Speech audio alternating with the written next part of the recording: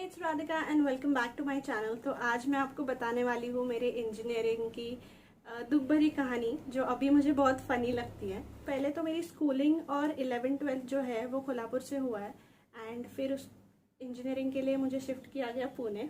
तो 12वीं में मैंने कुछ ऐसे बड़े तीर नहीं मारे थे जो मेरे को पुणे में जाके COEP या फिर PICT जैसे कॉलेजेस मिले। सियागढ़ मिल गया मुझे, और फॉर्चुनेटली मुझे फ्रेंड्स बहुत अच्छे मिले थे इंजीनियरिंग में। I would like to thank all of my friends. हमारा 10 लोगों का ग्रुप था और बहुत अच्छा था, बहुत मौज मस्ती की। किसी ने भी मुझे ऐसे फील नहीं करवाया कि आई एम अ हॉस्टलाइट। पूरे 10 लोगों के ग्रुप में मैं अकेली हॉस्टलाइट थी और वो सारे लोकलाइट्स थे। So thank you so much. इन्हीं सारे फ्रेंड्स के वजह से मैं इंजीनियरिंग बहुत अच्छे से जी पाई, नहीं तो मैं डिप्रेशन में मर जाती थी। फिर आ गए एग्ज़ाम के दिन। पढ़ाई तो बहुत की थी, खुद के मन के लिए की थी। वो रहता है ना, हाँ मेरी पढ़ाई हो गई है, पर एग्ज़ाम में लिखने के बाद समझता है कुछ पढ़ाई नहीं हुई है। 3 विकेट्स वहीं पे गिर गई थी।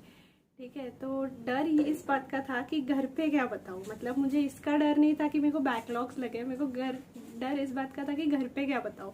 क्योंकि घर वालों को बोलने के बाद ये नहीं बोलने वाला है कोई कि भाई ठीक है नेक्स्ट सेमेस्टर में तो निकाल लेगी।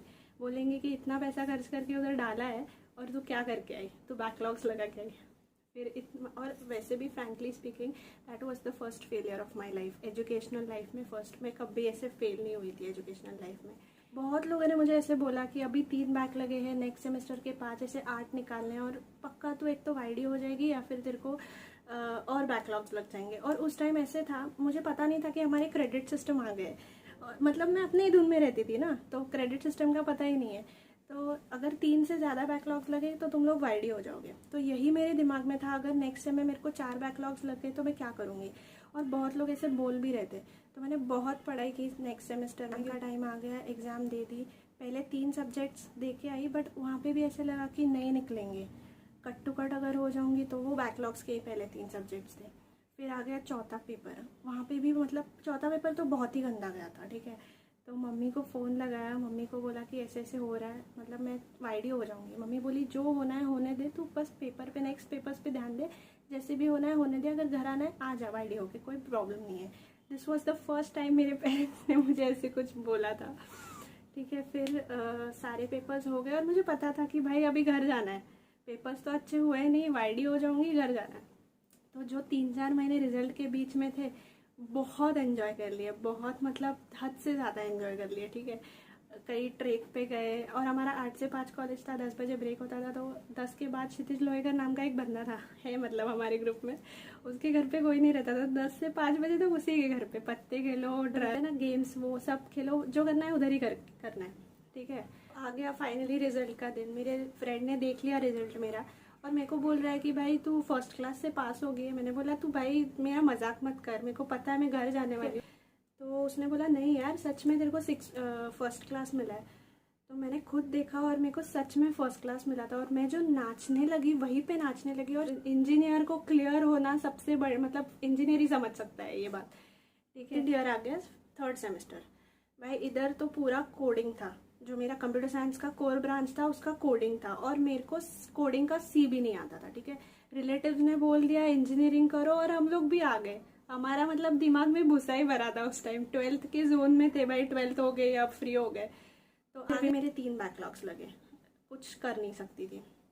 आप लोगों को बैकलॉग्स की बहुत लिस्ट मिलने वाली है। ठीक है, बोर मत हो जाओ, क्योंकि मेरे को ऐसे कभी सुनने को नहीं मिलेगा कि मैं पास हो गई, क्लियर हो गई। बस वो लास्ट ईयर में हो गया, वो भी प्लेसमेंट के लिए।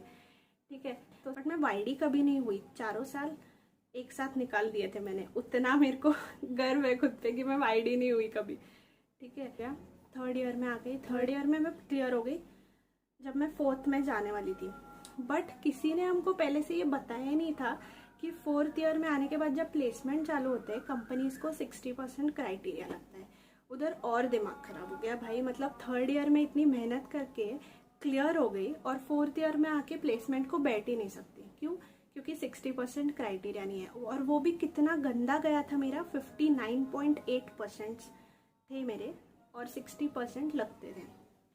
तो मतलब 4th ईयर के 1st सेमेस्टर में क्लियर होने के बाद भी कोई प्लेसमेंट के लिए नहीं बैठ पाई। इतना दुख हुआ था। अभी हंस रही हूँ मैं, बट सारे मेरे फ्रेंड्स प्लेसमेंट को बैठ सकते थे और मैं एलिजिबल ही नहीं थी। मतलब इंटरव्यू दे के रिजेक्ट होना अलग बात है और प्लेसमेंट को नहीं बैठना वो अलग बात है, और जो मेरे साथ हो गया था, ठीक है। वो सेकेंड सेमेस्टर में प्लेसमेंट चालू हो गई जिसमें 2-3 कंपनीज आई और उसमें कोई ऐसे क्राइटेरिया नहीं था। आई जस्ट थैंक गॉड कि भाई मतलब मेरा कुछ तो है, मुझे कुछ ना कुछ तो जॉब के लिए बैठ सकती हूँ मैं।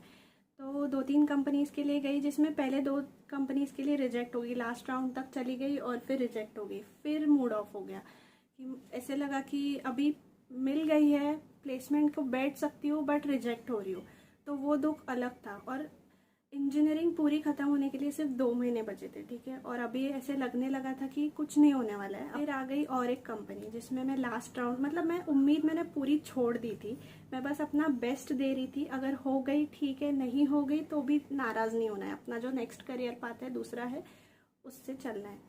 फिर लास्ट राउंड तक पहुंच गई और फिर मेरे जब ऑनलाइन एग्ज़ाम्स थे लास्ट ईयर के, तब रिज़ल्ट आता है अचानक से रात को कि ये 5 लोग इस कंपनी के लिए सिलेक्ट हो गए और उसमें मेरा नाम था। और मेरे आई वॉज सो एक्साइटेड कि मैंने उस दिन उस ऑनलाइन एग्ज़ाम की पढ़ाई ही नहीं की। अभी और टेंशन तो बहुत था उस रात को कि भाई अगर आज नहीं पढ़ूंगी तो ये वापस बैकलॉग लग जाएगा और फिर वापस जो कंपनी मिली है वो भी नहीं मिलेगी। बट फिर भी मैं इतनी एक्साइटेड हो गई थी कि मुझे कुछ दिख ही नहीं रहा था उसके आगे। एंड ऐसे करके मेरी इंजीनियरिंग की लाइफ पूरी ख़त्म हो गई। मेरे को अच्छी सी जॉब मिल गई, अभी मैं सेल्सफोर्स टेक्नोलॉजी पे काम कर रही हूँ। Also guys at the end of this video मैं लोगों को थैंक यू बोलना चाहती हूँ, मेरे फ्रेंड्स को, मेरे रूममेट्स को specially.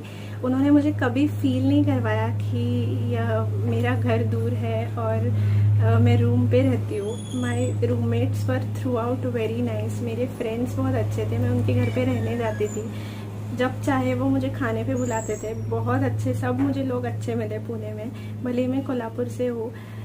Thank you so much everyone for all your support throughout these 4 years, and it will continue.